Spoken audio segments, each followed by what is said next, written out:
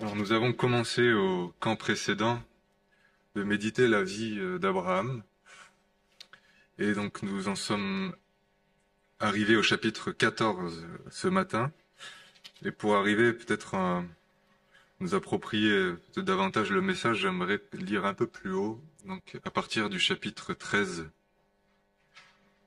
verset 5. Genèse chapitre 13, verset 5.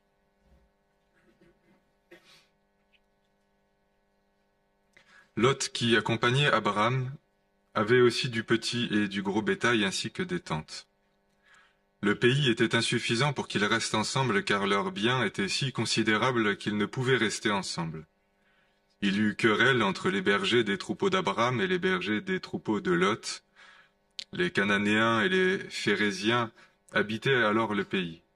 Abraham dit à Lot, « Qu'il n'y ait pas, je te prie, de dispute entre moi et toi, ni entre mes bergers et tes bergers, car nous sommes frères.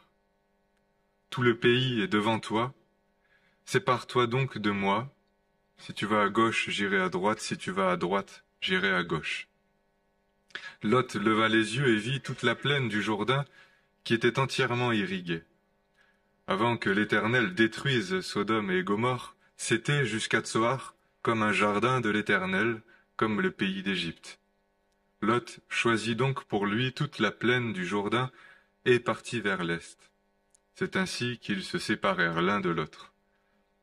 Abraham habita dans le pays de Canaan et Lot habita dans les îles de la plaine et dressa ses tentes en direction de Sodome. Les gens de Sodome étaient fort mauvais et pécheurs envers l'Éternel. L'Éternel dit à Abraham, après que Lot se fut séparé de lui, « Lève donc les yeux et de l'endroit où tu es, regarde vers le nord et le midi, vers l'est et l'ouest.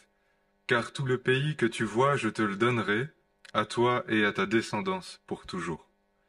Je rendrai ta descendance comme la poussière de la terre, en sorte qu'on ne pourra pas plus la compter que l'on ne peut compter la poussière de la terre. Lève-toi, parcours le pays en long et en large, car je te le donnerai. » Abraham dressa ses tentes et vint habiter aux chênes de Mamré, à côté d'Hébron. Il bâtit là un autel à l'Éternel.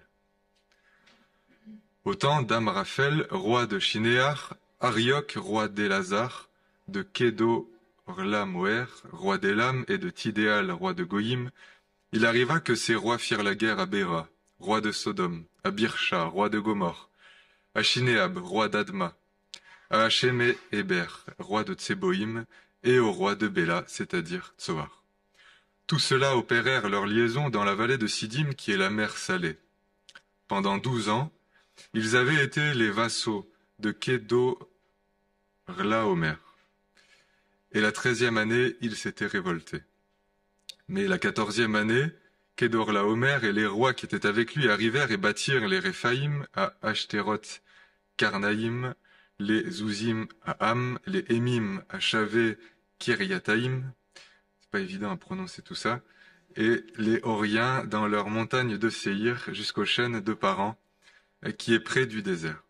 Puis ils s'en retournèrent, arrivèrent à Ein Mishpat, qui est Kadesh, et bâtirent les Amalécites sur tout leur territoire, ainsi que les Amoréens établis à Hatzatson, Tamar.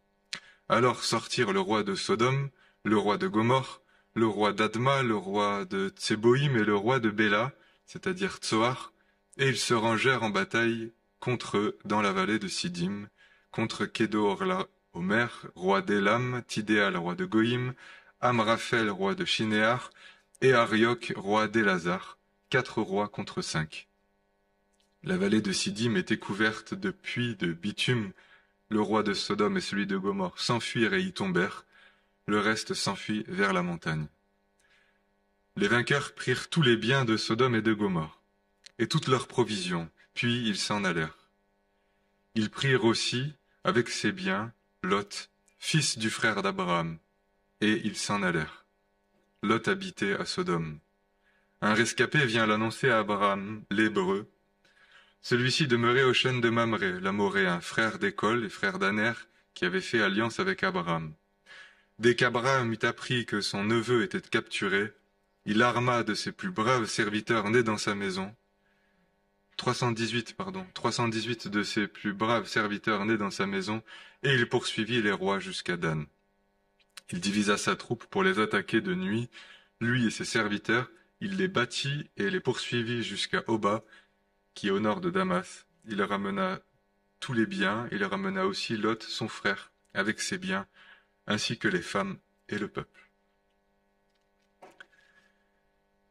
Et un peu plus loin dans Genèse 19, il est de nouveau question de Lot, de nouveau à Sodome, alors que l'Éternel avait donc résolu de juger cette ville à cause des abominations qui étaient nombreuses. Il envoie ses anges chercher Lot au verset... Prendre à partir du verset 14. Lot sortit pour parler à ses gendres qui avaient épousé ses filles et leur dit « Levez-vous, sortez de ce lieu, car l'Éternel va détruire la ville. » Mais aux yeux de ses gendres, il parut plaisanter. Quand l'aube se leva, les anges insistèrent auprès de Lot en disant « Lève-toi, prends ta femme et tes 2 filles qui se trouvent ici, pour ne pas succomber avec la ville fautive. » Littéralement, de peur que tu ne succombes dans la faute de la ville. Mais il s'attardait. Alors les hommes, qui étaient donc des anges, le saisirent par la main, lui, sa femme et ses 2 filles, car l'Éternel voulait l'épargner. Ils le firent sortir et le laissèrent en dehors de la ville. Et dans le Nouveau Testament,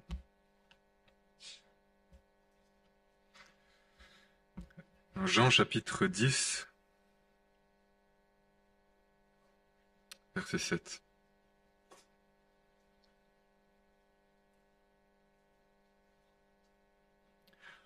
En vérité, je vous le dis, moi, je suis la porte des brebis.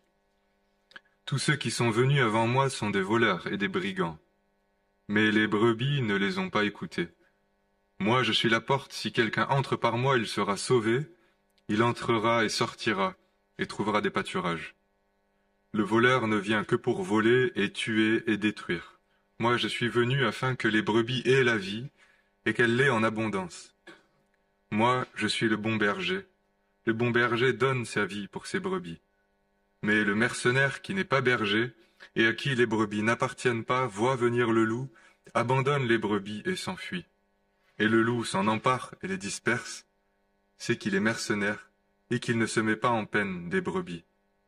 Moi, je suis le bon berger, je connais mes brebis, et mes brebis me connaissent, comme le Père me connaît, et comme je connais le Père, et je donne ma vie pour mes brebis.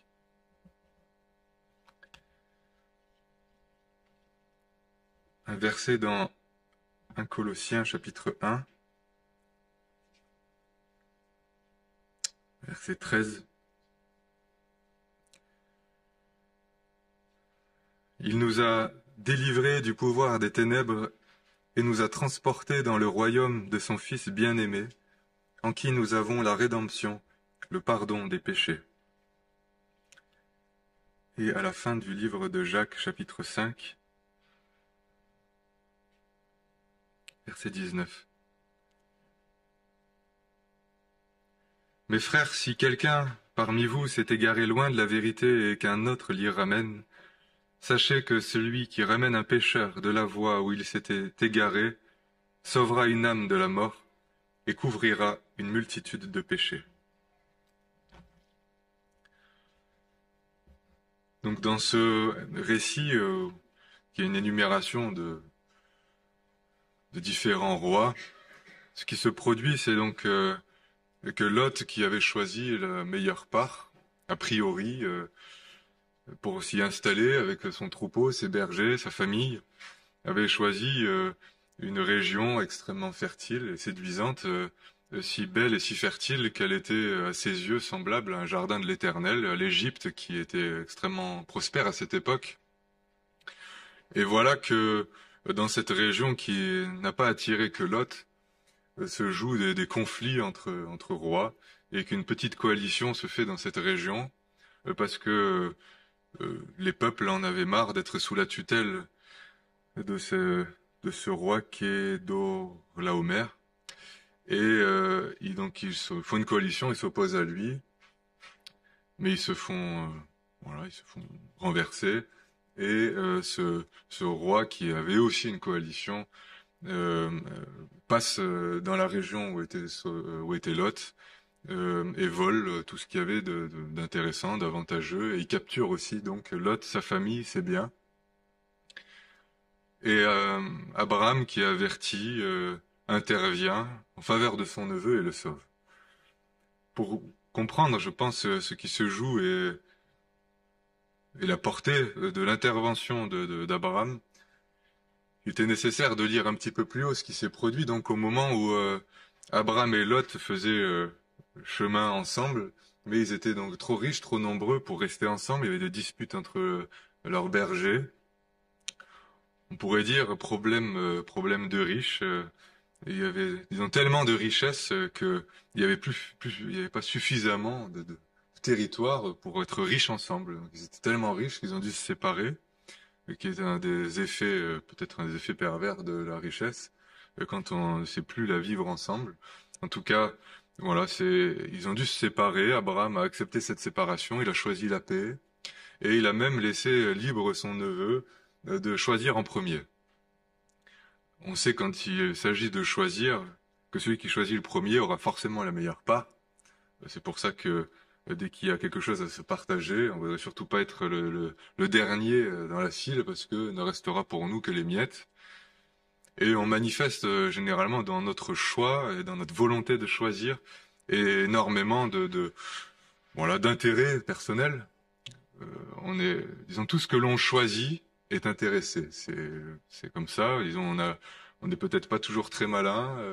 On n'est pas tous, disons, aussi intelligents que les autres, mais il y a une forme d'intelligence instinctive qui fait que d'instinct, ce qu'on choisit, on le choisit pour notre intérêt, en tout cas, ce qu'on imagine être notre intérêt. Et on sait aujourd'hui qu'il est très très important d'apprendre à choisir soi-même et de l'apprendre le plus tôt possible.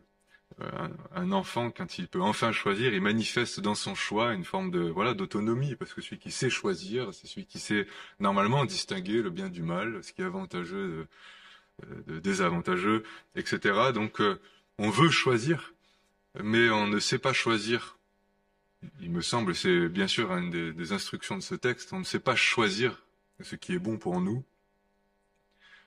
Et ce qui nous plaît, ce qui touche notre regard, ce qui touche nos sens, n'est malheureusement pas souvent ce que le Seigneur veut donner, ni dans la manière dont il veut le donner, ni dans son temps à lui.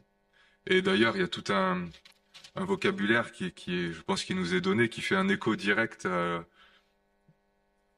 Adam et Ève avant la chute. C'est ces expressions, il leva les yeux et vit toute la plaine. Et il est dit de Ève qu'elle vit que le fruit était beau, que l'arbre était beau, qu'il était bon, elle le vit. Elle le vit comme ça. Dieu avait dit l'inverse. Il a dit si tu manges, tu mourras. Mais elle le vit et elle en fut attirée. Voilà, tout passe souvent quand même par le regard. Parler de la convoitise des yeux, de l'orgueil de la vie, ce que l'on voit, qui nous attire, qui nous séduit et qui peut nous conduire dans des pièges.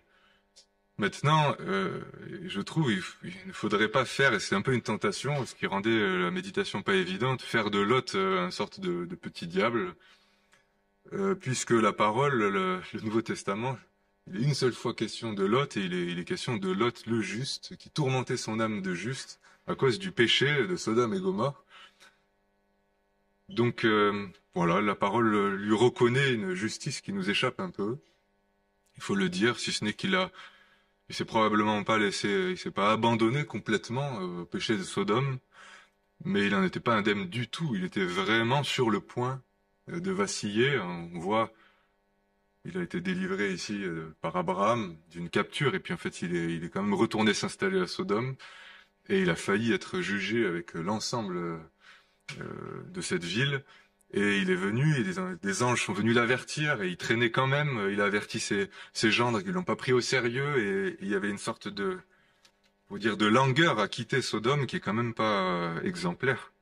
Parce qu'il est dit, il s'attardait, les hommes le saisirent par la main, c'est-à-dire il a été arraché en fait de Sodome, mais la parole le considère comme juste. C'est dire que notre définition de la justice n'est pas tellement celle de Dieu. Il était juste. Je pense principalement parce que le Seigneur l'a aimé, et parce que le Seigneur a voulu le sauver, et parce qu'il était lié à Abraham, le juste, le père de la foi. En tout cas, je vois difficilement comment l'interpréter autrement. Quoi qu'il en soit, Lot donc s'est retrouvé pris dans des problèmes qui le dépassaient.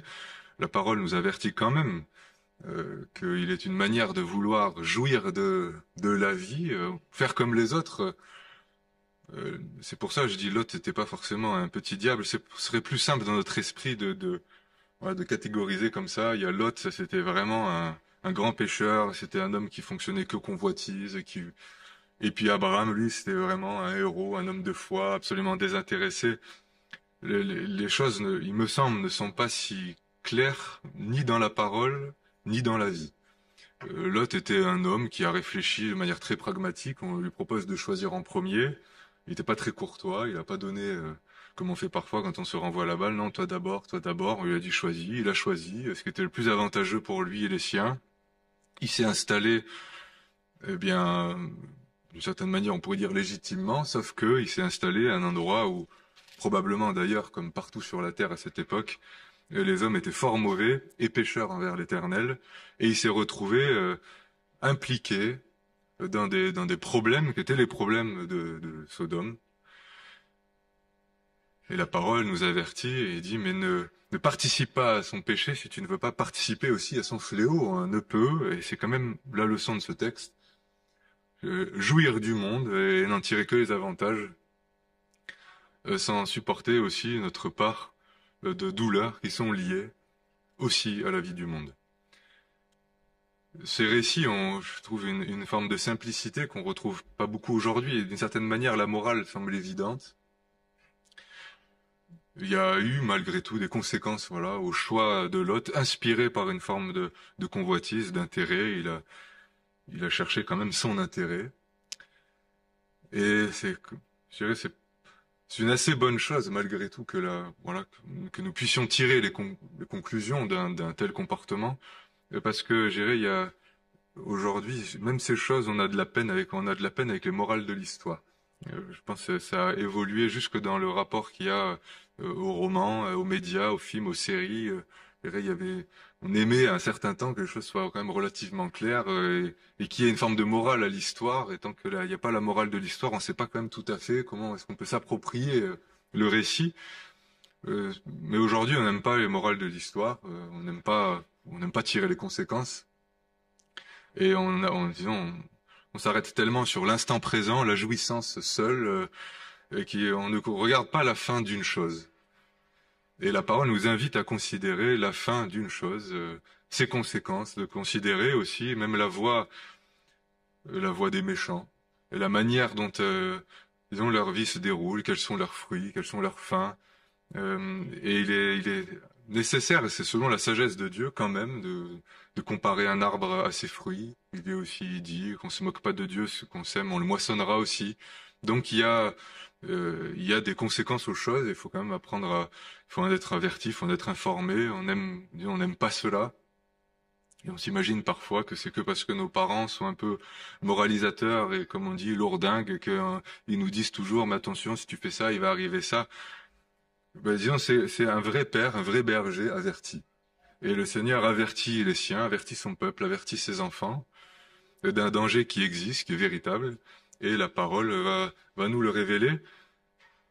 Je pense le danger du monde était comme pour Lot, celui d'une sorte de séduction et d'un sommeil agréable. Il a choisi ce qui était beau, il a choisi ce qui est bon à ses yeux. Il a participé, on pourrait dire, à la vie un peu de Sodome, mais il a fini quand même par être capturé. Je veux dire, si on entre d'abord soi-même, on pourrait dire consciemment et volontairement peut-être dans une mauvaise voie, en tout cas on ne peut pas en sortir tout seul. C'est ça qui, je trouve, ressort de ce texte, c'est que Lot a choisi, Lot s'y est retrouvé, mais il était captif. C'est le mot captif, c'est-à-dire on est capturé par quelqu'un, et quand on est devenu captif, eh bien on s'en sort pas si facilement. Pour dire, si on a choisi notre vie à force peut-être de nous laisser aller et de donner, disons, ouais, libre cours à nos convoitises, à nos plaisirs, à nos désirs, ou peut-être à force de pas choisir, on choisit quand même, parce que ne pas choisir l'obéissance et la vie, et c'est malgré tout se laisser aussi partir à la dérive. En tout cas, je dirais, on a besoin d'une intervention extérieure quand on finit par être pris dans le péché, dans l'esclavage, dans la puissance du monde. Le monde est un empire, c'est un royaume, et c'est le royaume des ténèbres. Et quand on est capturé dans le royaume des ténèbres, eh bien, on n'en sort pas si facilement. On peut voir peut-être briller la lumière, on peut se souvenir de la morale de l'histoire. Et je pense que c'est le drame de celui qui s'est éloigné, qui s'est révolté, qui s'est opposé à Dieu. Il n'a pour lui que je dirais que les conclusions de la morale de l'histoire, mais qui est un message, un témoignage contre lui. C'est tu aurais pas dû. Et comme on pourrait s'empresser de dire à quelqu'un, je t'avais bien dit. Peut-être on nous l'avait bien dit, mais si on n'a pas écouté l'avertissement et qu'on a foncé dans le mur, qu'est-ce qu'on fait maintenant? Le péché est une véritable puissance et ces hommes, ces rois ici étaient des images, je pense, terrestres de ce que sont les principautés, les autorités spirituelles. On sait que les combats qui avaient lieu dans l'Ancien Testament, les dangers que pouvait courir le peuple de Dieu étaient aussi des images, bien sûr, du combat qui aujourd'hui est spirituel. Il dit nous n'avons pas à lutter contre la chair et le sang, mais contre les principautés, les esprits méchants, mauvais dans les cieux, dont on ne perçoit pas toujours l'action et gérer. On est même souvent tenté d'en relativiser la portée. Et on pourrait être très pragmatique, et on dit, voilà, si quelqu'un, moi je sais pas, si quelqu'un boit, c'est juste que il aime l'alcool, c'est quand même lui qui décide d'aller boire, et on peut même expliquer de manière biologique comment va se traduire la dépendance à l'alcool, etc. Et on est très pragmatique, et on voudrait, disons, il y a une forme d'incrédulité, de relativisme un petit peu vis-à-vis des réalités spirituelles. Je dirais un peu comme les gendres de Lot, on prend pas au sérieux tellement l'avertissement, ces questions-là, et on voudrait surtout pas déresponsabiliser le pécheur. Puisque de toute manière, je l'avais averti, il l'a fait, donc il est captif, et s'il est captif, c'est bien de sa faute. D'une certaine manière, oui, mais heureusement qu'à notre égard et l'égard de ses enfants, de son peuple, Dieu agit avec une fidélité, une miséricorde qui est d'un autre ordre, parce qu'il va chercher, il va secourir celui qui, par sa faute, s'est mis en danger. Abraham est ici un modèle du vrai service, je pense, du vrai père, du vrai berger. Un témoignage avant la venue du Seigneur Jésus, qui est lui-même le bon berger, puisque quand même Abraham, il s'était un petit peu fait avoir d'une certaine manière. Il a laissé son neveu choisir, qui avait choisi le meilleur, et lui, quand le Seigneur va lui parler, il va lui dire, mais regarde ce que je te donnerai. C'est-à-dire Abraham, en attendant, il était l'héritier, mais il possédait rien. Et il était donc comme voyageur sur sa propre terre. Il ne s'était pas encore établi, il possédait pas encore Canaan. Son neveu lui possédait, et c'est quand même très concret. Il avait la région fertile, il y avait il y avait une bénédiction, une richesse, une facilité. Son neveu avait choisi la facilité. Lui s'en était privé pour laisser priorité à son neveu, certainement par obéissance au Seigneur. Mais il est quand même très difficile quand soi-même, d'une certaine manière, comme on dit, on a payé le prix, de voler au secours de celui qui en attendant s'est bien amusé. Parce que souvent on éprouve une forme peut-être de jalousie vis-à-vis de ceux qui vivent plus facilement, qui arrivent à jouir de la vie, qui peut-être en profitent même de manière assez mondaine, se compromettent. Ce regard qu'on a sur l'autre prompt à juger de sa vie, de sa conduite, de son compromis. Apparemment indigné au nom de la sainteté de Dieu, mais probablement surtout jaloux, parce que nos consciences religieuses ne nous permettent peut-être pas de nous laisser autant aller, ou alors obéissant au Seigneur, mais éprouvant, à cause de notre obéissance, évidemment, quand même, c'est pas toujours facile d'obéir au Seigneur, d'accepter comment dire, l'expression n'est pas hyper appropriée, mais ça se traduit parfois comme ça, c'est un peu jouer le jeu. C'est-à-dire qu'il y a dans l'appel, dans le service, il y a disons, des conditions. On ne peut pas servir le Seigneur et servir ses intérêts. Mais en fait, dans les faits, ça se joue souvent dans beaucoup, beaucoup de petits détails, de petits détours, des astuces un petit peu, des demi-vérités, etc. Où on peut avoir l'impression quand même que ceux qui acceptent vraiment le service, l'obéissance, se font finalement assez rares. Et on peut, si soi-même, par fidélité au Seigneur, on cherche à obéir, le faire avec une forme d'amertume, en calculant quand même ce que nous on perd et ce que les autres gagnent, en s'amusant. Il n'est pas facile de ne pas participer à une sorte de naïveté, de grande fête, de grande légèreté, de voir les autres, d'une certaine manière, s'amuser, avec la crainte que la fête tourne au désastre, ce qui est quand même le cas des fêtes mondaines, parce que la parole va décrire les villes qui s'amusent comme la mort qui ouvre grand sa gueule pour engloutir les hommes. Mais en attendant, les hommes s'amusent. Et celui qui cherche à obéir au Seigneur voit les autres s'amuser, et il est quand même pas toujours très facile, soi-même, de chercher à plaire au Seigneur, de purifier sa conscience, d'accepter d'être pris par la parole. Ça donne le sentiment d'avoir une vie un petit peu misérable, un peu pitoyable, et ça m'arrive parfois d'avoir un peu ce regard sur moi, un regard tout à coup très mondain, où j'évalue ma propre vie avec des critères mondains, et je me dis, mais qu'est-ce que je suis, qu'est-ce que j'ai, qu'est-ce que je fais, qu'est-ce que j'ai à faire valoir? Pression d'être rien, d'être misérable, sans compter, que je peux même pas, comment dire, me réconforter dans ma justice, dans ma vertu, parce que quand même, je sers le Seigneur, parce que je sais au fond de mon cœur que je suis un pécheur, et que je suis même pas digne de le servir. Mais il n'y a pas grand-chose, disons, pour se réconforter soi-même dans cette ambiance-là. Et la parole nous avertit que derrière cette fausse fête, se cache une puissance, qui est une puissance de mort, qui engloutit ceux qui s'y livrent. Et autour de la boisson, autour de la légèreté, dans le monde, on ne parvient à se réjouir qu'en oubliant Dieu. Malheureusement, parfois dans l'Église aussi, il y a quand même beaucoup de milieux religieux qui associent apparemment la louange à une sorte de festivité, je sais pas, de légèreté, d'ambiance mièvre, de mondanité. Il y a quelque chose qui, c'est quand même difficile de trouver là une ambiance de crainte de Dieu. Et on s'amuse, et c'est pas très facile de regarder ça avec une forme de tristesse et d'inquiétude quand même, parce que normalement quand on aime, on s'inquiète.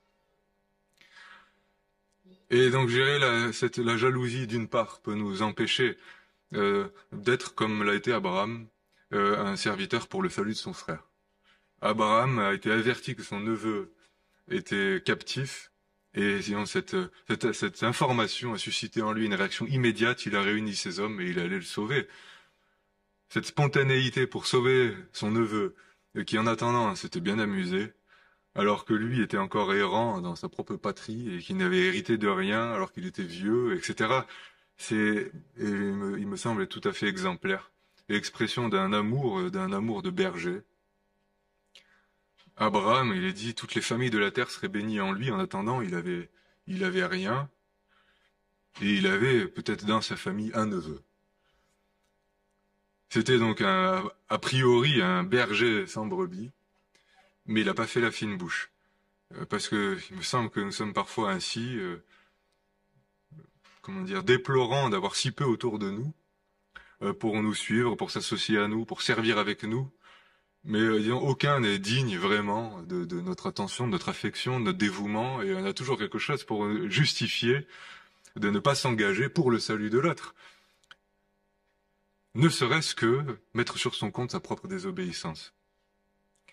Eh bien, Abraham a été une bénédiction pour toutes les nations, mais ça a commencé par un, et c'était son neveu.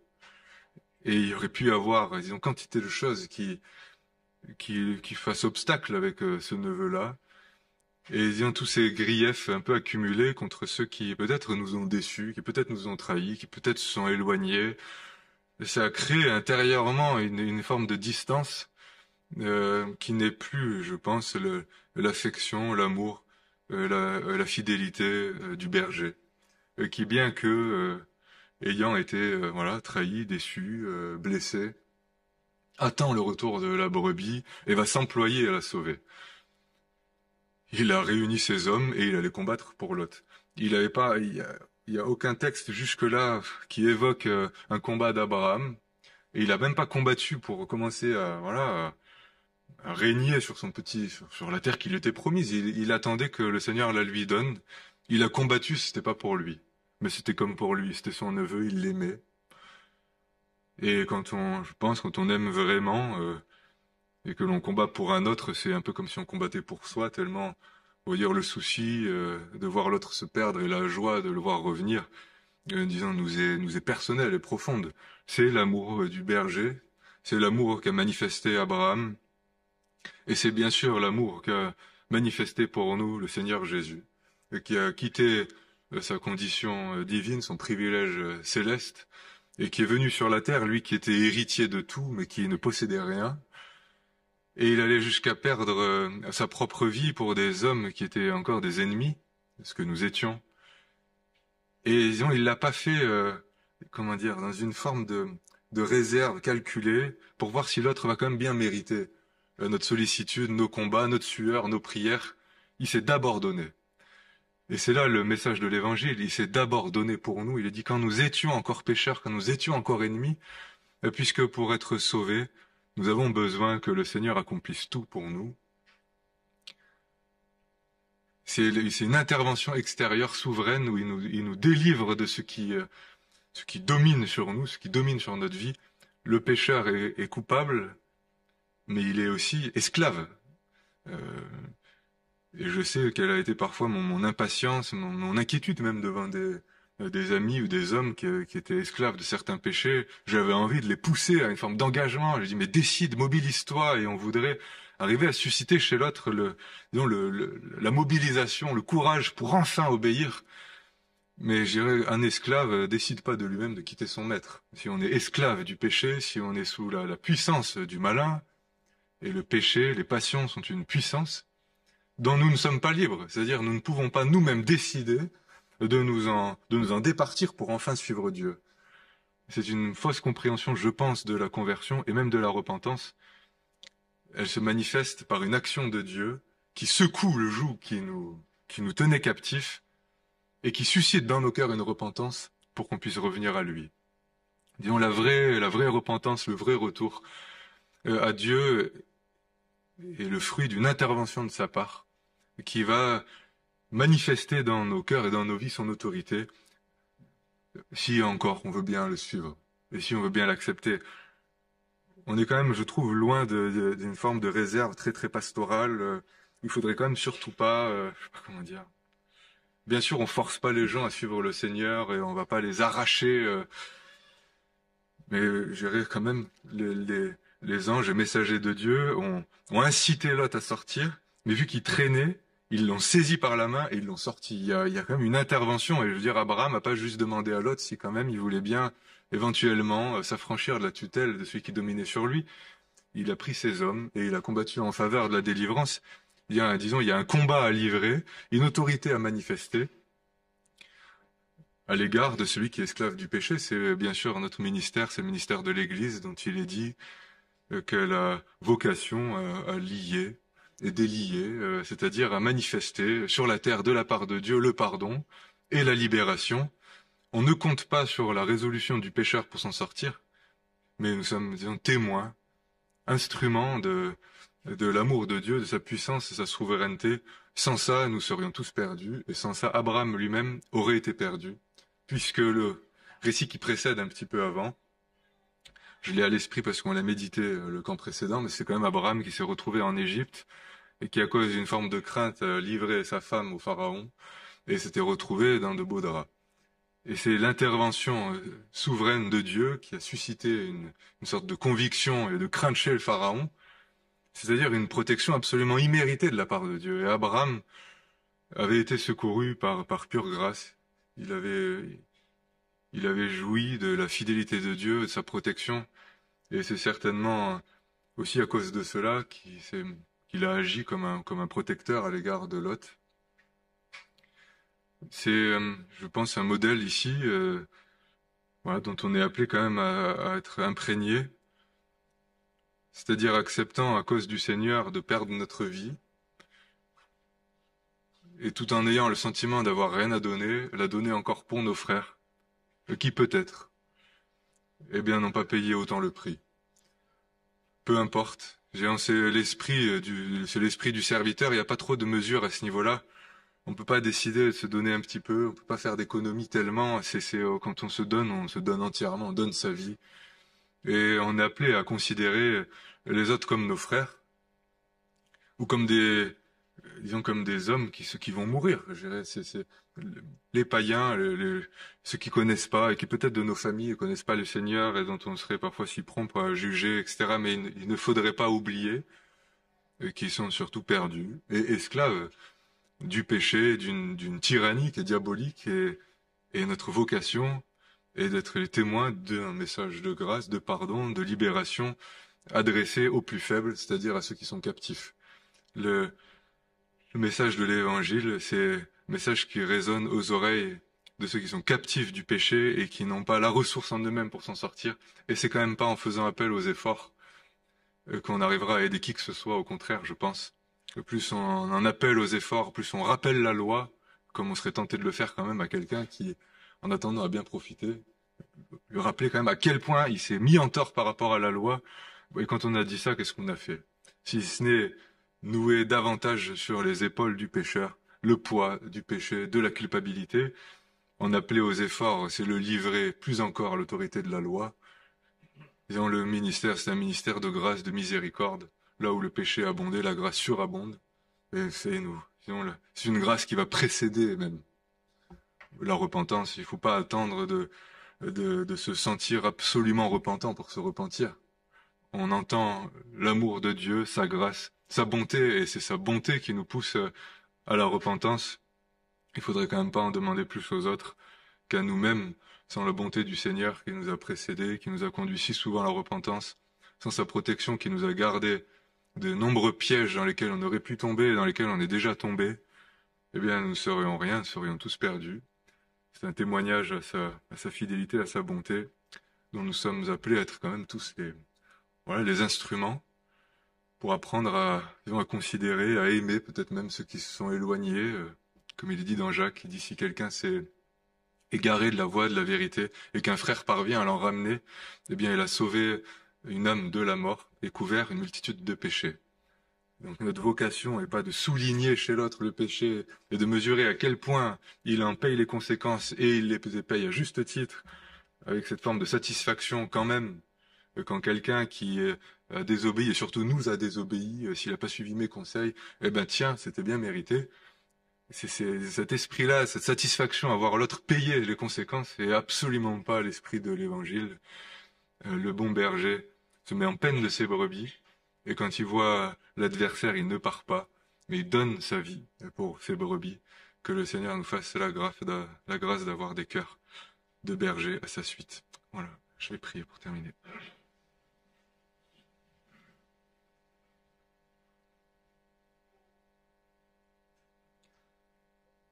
Seigneur Jésus, nous voulons te bénir de tout notre cœur.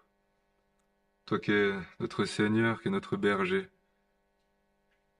et qui dans ton amour pour nous a fait fuir le mercenaire, le diable, et qui l'a vaincu, de manière à nous rendre libres, de nous attacher à toi et te servir. Nous ignorons quelle est la portée de ta fidélité, et les nombreux dangers dont tu nous as gardés, et nous oublions même parfois des nombreux péchés dont tu nous as ramenés, et nous voulons bénir ce matin ta grâce, ta bonté, ta fidélité, et te prier de faire de nous des bergers à ta suite, pour que nous apprenions à aimer les tiens comme toi tu les aimes, à les voir comme toi tu les vois, et à perdre notre vie. Et que notre service soit une véritable source de bénédiction. Seigneur, je te prie de me garder des murmures, des contestations, de ce calcul mondain de ma propre vie, mon propre confort, de considérer ce qu'à mes yeux j'ai perdu, mais qui à tes yeux n'est rien d'autre qu'une vie vaine, livrée au péché, à la vanité. C'est pourquoi je veux te bénir, Seigneur, de m'avoir sauvé, de nous avoir sauvés, et de faire de nous des instruments de salut pour ton peuple et pour les perdus. Conduis-nous vers eux, t'en prions, et accorde-nous des oreilles pour entendre ce message, cet avertissement. Celui-ci se perd, pour que nous soyons dans notre cœur aussi des instruments de salut, capables de prier pour ceux qui s'éloignent, dans des sentiments qui sont des sentiments véritablement d'amour fraternel. Nous croyons que tu exauces ces prières et que tu ramènes les tiens, que tu ramènes les brebis qui se sont égarées. Te prions d'accomplir encore cette œuvre au milieu de nous et de faire de nous des instruments qui facilitent le retour, qui conduisent à la repentance plutôt que des obstacles. Comptons sur ton action dans nos cœurs au nom du Seigneur Jésus. Amen.